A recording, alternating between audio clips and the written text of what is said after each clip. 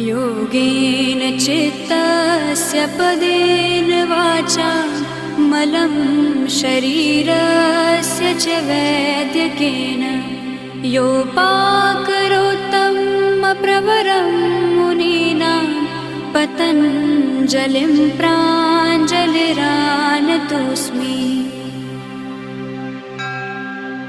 योगेन चित्तस्य पदेन वाचा मलं शरीरस्य च वैद्यकेन योपाकरोत्तं प्रवरं मुनीनां पतञ्जलिं प्राञ्जलिरानतोऽस्मि।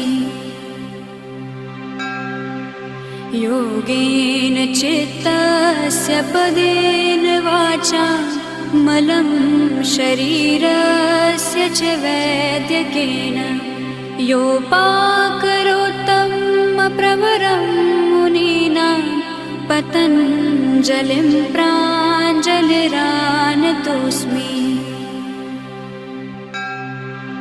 योगेन चित्तस्य पदेन वाचा मलं शरीरस्य च वैद्यकेन योपाकरोत्तं प्रवरं मुनीनां पतञ्जलिं प्राञ्जलिरानतोऽस्मि।